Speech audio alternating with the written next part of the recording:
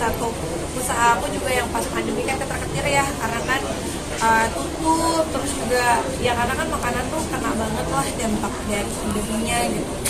Dan alhamdulillah masih bisa bertahan walaupun pandemi itu ngos-ngosan banget ya. Dan alhamdulillah bisa ngelewatin itu. Ya alhamdulillah udah jalan Allah sih, udah ditolong banget sama Allah. Kemarin gimana sih Kak mempertahankan bisnisnya di tengah pandemi juga? Boleh? Abang mau gabung? Mas King, Akhirnya berganti ini grand opening pindah lokasi juga ya. Kenapa Kak? Iya, pindah lokasi, karena di sana kan udah 5 tahun, jadi kita pengen suasananya yang beda juga, cari tempat baru juga, tapi masih dekat sih sama tempat yang lama gitu. Dan gak berasa aja Allah udah izinin usaha ini buka udah selama 5 tahun di sana, di tahun ke-6 di sini. dan di sini tempatnya lebih gede. Tempatnya lebih besar juga di sini. Secara tempat ini ya sayangnya. Iya. Dan masih gampang dicari juga di Bogornya, dekat, soalnya dekat sama tempat yang lama juga. Ya alhamdulillah lah, masih Allah kasih izinkan setelah pasang surut di pandemi ya. Karena kan pandemi ya makanan tuh kena dampaknya masya Allah parah banget gitu waktu itu ya, untuk awal-awal ya. Tapi alhamdulillah masih bisa Allah kasih izin untuk bertahan, dan sekarang buka toko yang baru kita pindah ya. Jadi ini bukan cabang tapi kita pindah. Apa aja sih Kak yang baru, makanannya juga Kak atau konsep makan juga Kak? Ya, sebenarnya konsepnya kan lebih ikutan zaman sekarang, orang lebih nyaman, lebih bisa foto di sini lebih nyaman. Di depan juga ada kafe. Kafe itu memang kita jualnya itu kopi duren gitu ya, biar beda. Terus Ada juga kopi lain juga sih? ada kopi lain juga, tapi jadi kayak untuk kopi. Tapi di sini cake juga banyak. Kalau dulu kan hanya kue oleh-oleh, kalau di sini kue untuk makan di sini juga banyak. Jadi kita nambah berbagai macam kue aja sih sebenarnya. Apa grand opening ini dan ada konsep baru nih, salah satu strategi dari Kak Wisnu sama Kak Shiren juga ya untuk bertahan di tengah badai pandemi ini. Ya karena memang kalau misalnya makanan kita nggak bisa itu aja sih ya, kita harus berinovasi terus. Mau jual apa lagi nih, makanannya mau diolah seperti apa, tempatnya mau diperbaiki seperti apa supaya orang masih mau datang gitu kan. Ya ikhtiar lah, dan alhamdulillah masih diterima. Itu udah alhamdulillah banget. Berapa lama waktu yang dibutuhin nih Bang Wisnu untuk Renov. ya renov dan segala macam persiapan ini di grand opening ini? Ya ada mungkin sekitar segitulah 6 bulan. Tapi ya Tapi itu termasuk dari awal pindahan. ya dari awal pindahan kita waktu kontrak di sana juga udah habis kan. Akhirnya kita coba untuk meeting sama shareholder lainnya juga, artinya partner kami lah ya, partner kami. Terus waktu kita ngobrol, kayaknya kita mau pindah dari tempat yang lama karena memang berbagai macam inilah, artinya alasan gitu. Dan salah satunya karena mungkin kita lihat waktu ketika kita lihat tempat ini memang tempatnya besar, dan memang konsep kita mau kita bikin selain jualan oleh-oleh di sini gitu ya, tapi di satu sisi buat teman-teman yang mau nongkrong segala macam itu bisa di belakang gitu. Dan ada paket pernikahannya saya gitu. Ya karena kan itu kan ada venue-nya juga. Jadi aku lihat kan nggak semua orang mau tempat nikahnya itu besar, intimate taman di belakang, tapi bisa sampai 100 orang sih. Jadi ya kita cobalah supaya tempatnya itu bermanfaat. Ini yang menarik Wisnu sama Kasiran mengangkat kudapan lokal ya. Tadi kan bahan dari talas. Apa sih pertimbangannya dari Kak Wisnu sama Kasiran untuk mengangkat keanekaragaman makanan lokal gitu?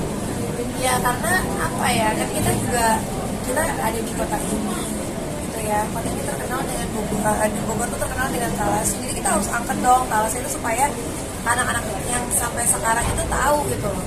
Oh talas itu ternyata enak ya diolah seperti ini, enak diolah seperti ini, enak, nggak cuman talas aja gitu ya, tapi diolah tuh enak banget, talas kan enak gitu kan, jadi diolah apa aja tuh enak, jadi cake enak, tadi aku juga bikin ada yang jadi macam-macam gitu, jadi keripik juga enak, semuanya juga enak gitu kan, jadi ya mencoba untuk mempertahankan ciri khasnya gitu. Dan Kain Indonesia lah. Apa? Kain Indonesia itu kan salah satunya Ya. kalau menurut saya itu makanan. Betul. Coba kita lihat banyak orang tahu Indonesia itu salah satunya karena makanan. Kita bisa rendang, ya kan, maksudnya bilang makanan terenak di dunia gitu kan, versi apa waktu itu saya lupa. Cuma maksudnya dikenal sama orang. Jadi kita bahasanya salah satu, kalau menurut kami salah satu kekayaan Indonesia itu adalah makanan gitu. Nah, salah satu makanan yang memang di Bogor ini kita tahu dan kita kenal adalah talas gitu kan. Nah, biar bahasanya talas ini kita tetap dikenal, tadi Sharon udah bilang bahwa dikenal sama generasi sekarang. Kalau dulu orang tua kita pada tahu semua, teman-teman saya juga tahu gitu. Nanti mungkin sampai anak-anak kita yang memang mungkin secara generasi mungkin pengen sesuatu yang berbeda, mungkin kan artinya tadi kita bikin talasnya bikin di dessert ya, dessert box gitu ya.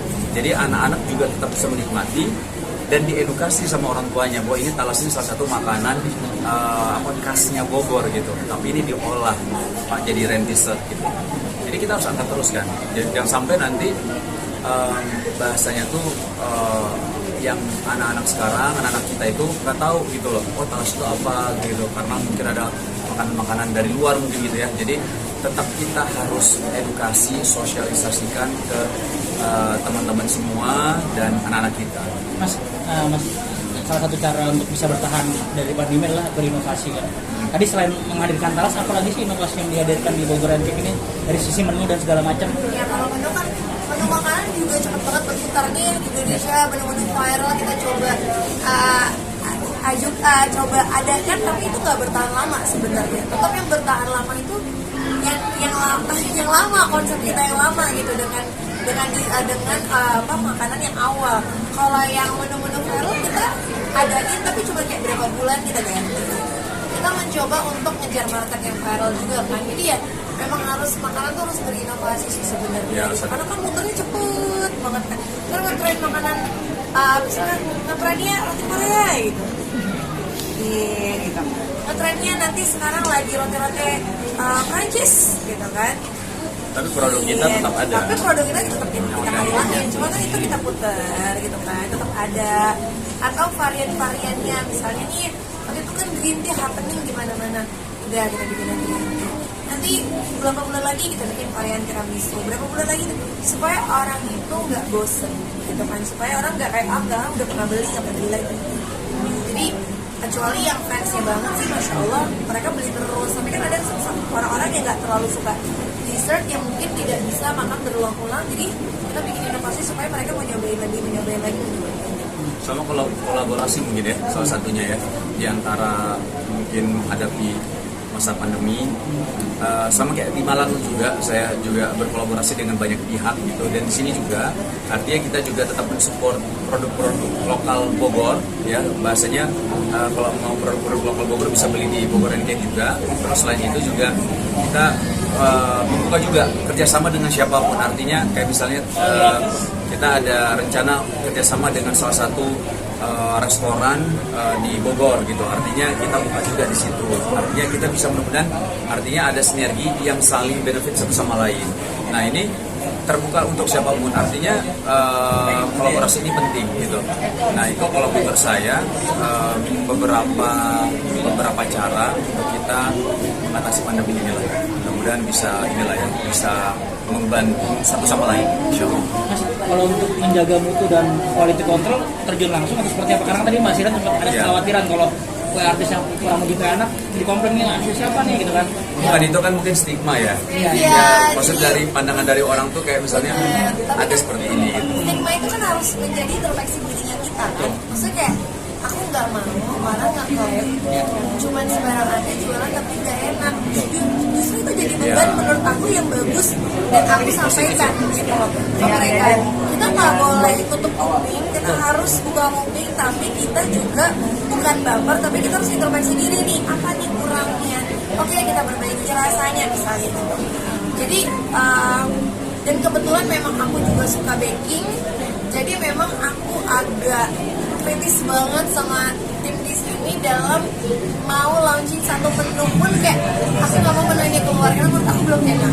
Aku mau menu ini keluar karena menurut aku udah oke, udah enak. Jadi kayak cuma kan ini aku juga nggak bisa terlalu idealis banget karena kan belum tentu mulut aku selera semua orang. Jadi kayak biasanya ada menu baru aku cobain sama satu orang rumah gitu, bener nggak nih kata aku gini. Cuma tetap ujungnya putusannya di aku kalau untuk menu ya gitu. Tapi kalau untuk yang lainnya Kak Wisnu juga bantu ngasih advice ke aku. Terus di sini juga ada timnya juga dan ada partner kita juga. Maksudnya 5 tahun itu cukup hanya dengan 2 cabang, satu di sini, satu di Cisarua. Cabang sebenarnya selain 2 itu ada beberapa yang lain. Cuman efek pandemi itu membuat kita beberapa tutup. Itu nggak bisa kita hindari lagi. Iya, jadi kan gini, saya kayak waktu itu kan konsep awal itu kan orang datang liburan ke sini bawa pulang produk kita. Cuma waktu itu siapa yang liburan? Pandemi kan itu, gitu kan. Itu yang bawa pulang bukan kita doang, tapi semuanya, hampir semuanya. Jadi kayak Stakeholder pariwisata lah. pariwisata tuh waktu itu masya Allah ya kena dampaknya. Jadi kayak alhamdulillahnya sekarang udah berangsur pulih dan makanan juga udah naik banget dan orang juga udah mau datang banget. Tapi aku nggak mau memaksakan untuk buka lagi beberapa cabang, tapi aku mau fokus sama cabang ini sama yang kalau di Cisarua itu kan sebenarnya kecil ya, untuk orang lewat aja beli gitu kan gitu. Jadi bukan yang segede ini, dan membuka cabang tuh nggak segampang itu juga dan nggak segampang itu memaintainnya sebenarnya. Takutnya tuh kalau aku sih orangnya nggak mau terburu-buru gitu, jadi kayak satu diterima settle banget. Kalau itu kan mau buka karena alhamdulillah udah bagus, tapi kan kita nggak ada yang pernah tahu ada banyak ini jadi ya ada datang ya kita harus mau nggak mau. Kalau kolaborasi dengan Malang Strudel, nah Strudel kalau di sini ranking Beda, kalau di Malang tidak beda cuma Enggak, bukan beda manajemen. beda. Jadi supaya orang Bisnis modelnya. Iya. Jadi biar mas tahu gini, banyak sebenarnya nawaran. Kenapa sih Rengga nggak buka di Jakarta? Kenapa sih Rengga nggak buka di Malang contohnya? Atau di mana? Atau kan bisa kan nebeng sama tokonya suami? Makasih Pak ya. Cuman aku mikirnya gini, namanya kan Bogor ya karena harus datang ke Bogor untuk dapetin ranking. Namanya Malang Strudel, harus datang ke Malang untuk dapat. Kecuali ada event-event yang kita datangin di beberapa kota, tapi kan itu kayak special event aja. Tapi banyak banget yang nawarin Bogor bukan Jakarta dan aku sono. Jadi kayak udah lo datang ke Bogor, atau lo nitip siapapun yang lagi datang ke Bogor. Konsepnya memang oleh-oleh konsepnya. Mas, tapi dengan kondisi pandemi yang memberikan dampak terhadap industri terutama makanan, kedepannya potensinya setelah dari pandemi ke endemi seperti apa nanti? Nah kalau misalnya dibilang dampak pandemi, waktu itu kan pernah ngobrol sama Pak Sandiaga Uno ya, waktu itu kita kan diundang podcastnya beliau, saya sama Shiren, dan beliau menyampaikan data yang ada bahwa dulu prediksinya ini industri pariwisata itu adalah industri yang paling lama recovery. Nah, tapi kan kita berharap jangan sampai seperti itu. Dan alhamdulillah ketika akhirnya lockdown sudah mudah, gitu kan kita bisa jalan-jalan dengan prokes ya gitu ya, prokes yang ketat. Alhamdulillah itu kan lonjakannya luar biasa banget. Kita lihat dari Ramadan kemarin, dari data yang ada itu penjualan aja untuk muslim fashion aja itu luar biasa besarnya. Karena apa? Karena kan diperbolehkan mudik kan. Nah, ketika diperbolehkan mudik, orang kan otomatis pengen beli baju, beli ini itu segala macam. Dan salah satu beli oleh-oleh, dan itu lonjakan yang sangat luar biasa. Nah, ini ya kita bersyukur pastinya. Nah, kalau dibilang setelah pandemi, biasanya kan memang kalau menurut kami ya, kalau kita lihat data yang ada juga ya, itu secara penjualan juga meningkat jauh pesat. Terus orang-orang yang dulu mungkin kayak misalnya nggak pernah liburan jadi liburan, hotel penuh, rata-rata penuh semua. Nah itu dari indikator-indikator ini aja kita bisa lihat bahwa semuanya pasti akan kena dampaknya, dampak secara positif ya. Misalnya ketika hotel penuh, otomatis berarti wisatawan banyak tuh yang berlibur. Nah pulang, budayanya kita itu beli oleh-oleh. Nah itu nanti akan berdampak yang beli oleh-oleh, berdampak kepada mereka lah ya, stakeholder pariwisata kayak hotel, restoran, kafe, terus theme park, tempat-tempat wisata dan park kayak misalnya kalau di Malang itu Jatim Park 1, Jatim Park 2, Museum Angkut. Di sini juga banyak di Bogor itu ya. Jadi makanya kita berdoa dan berharap mudah-mudahan pandemi seperti tahun 2019 ya pertama ya 2020 kan 2020 mudah-mudahan jangan sampai terjadi lagi, karena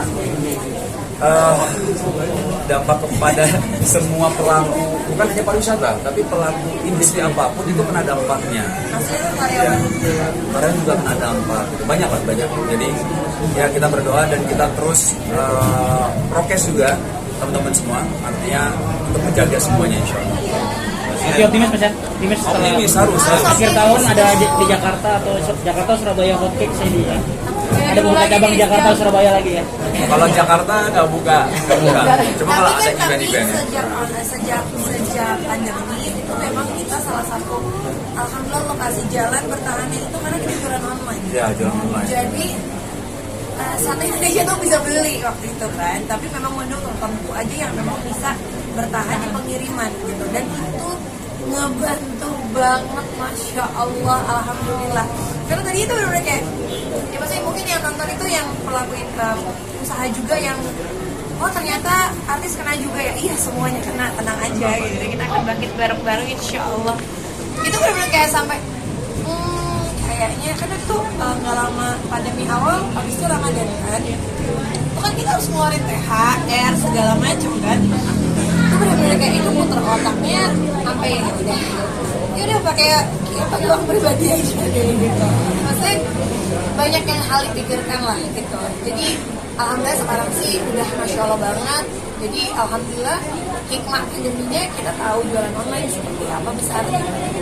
Mbak Shiren, Mas Wisnu, salah satu strategi bertahan tidak hanya kena pandemi, tapi ketika banyak teman-teman artis kemudian pada terkapar bahkan tidak melanjutkan bisnis kue, tapi bisnis bubur cake ini itu tetap jalan terus. Sebenarnya kuncinya apa? Selain fokus tadi, Shiren kan nggak mau buka cabang di tempat, tidak mau buka cabang di tempat lain, meninggalkan Indonesia Tron barangkali itu jadi pertimbangan. Ada nggak kali ini?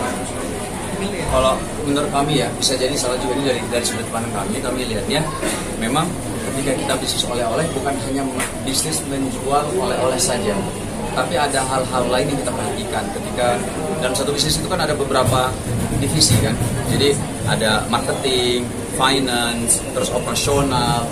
Nah, jadi ini harus kita perhatikan semua. Operasional itu kan nggak semudah yang kita kira. Mungkin ketika kita bikin satu satu brand gitu ya, ada mungkin ada satu